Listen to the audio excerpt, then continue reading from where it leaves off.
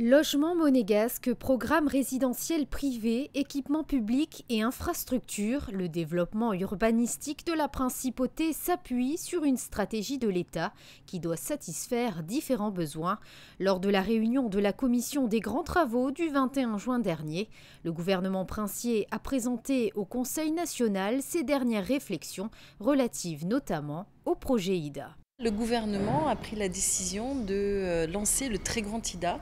Vous saviez qu'il y avait beaucoup de discussions au départ et je pense que les études faites par les services du gouvernement concernés, notamment la direction de la prospective, ont démontré que si on voulait vraiment rénover en profondeur ce quartier vieillissant et rendre un petit peu au Monégasque des immeubles vraiment où il fait bon de vivre, dans un quartier où il fait bon de vivre avec des rues un peu plus larges, plus de soleil, plus mettre un petit peu le piéton à l'honneur, il faut entamer la réflexion du très grand IDA avec la réflexion complète du schéma de circulation qui va entraîner la suppression dans quelques années de la rue Biovèze et d'une partie de la rue Platy. Depuis plus de 150 ans, la principauté a choisi d'adapter son urbanisme à l'exécuté de son territoire de 2 km². Au printemps 2013, le souverain a annoncé sa décision de lancer le projet concernant l'extension en mer. Ce dernier consiste à créer un quartier de 6 hectares dans l'anse du Portier. Le projet de financement entièrement privé recevra près d'un demi-milliard d'euros d'aménagement public, ainsi qu'une soulte de 400 millions d'euros.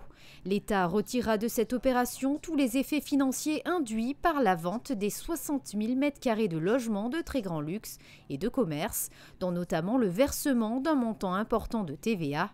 De plus, un fonds d'investissement réputé pour sa grande expérience dans le domaine du commerce est associé à ce vaste projet.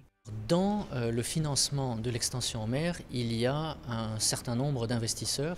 Certains sont des promoteurs monégasques, connus de tous. D'autres sont des résidents de la principauté de Monaco mais d'origine étrangère. Et il y a effectivement un fonds d'investissement, donc un investisseur institutionnel qui a choisi de participer au financement de ce projet d'envergure et qui est spécialisé dans l'immobilier commercial. Donc c'est très intéressant pour Monaco d'avoir à côté des promoteurs qui ont l'habitude de travailler en principauté et qui ont des moyens importants qui leur permettront d'assurer le financement, d'avoir quelqu'un qui apporte une autre vision des choses et qui peut sans doute faire venir à Monaco, dans le cadre du projet d'extension en mer, mais pourquoi pas aussi dans le cadre de la rénovation du Larvoto, des plages, faire venir donc des commerces qui ne sont pas encore présents en principauté.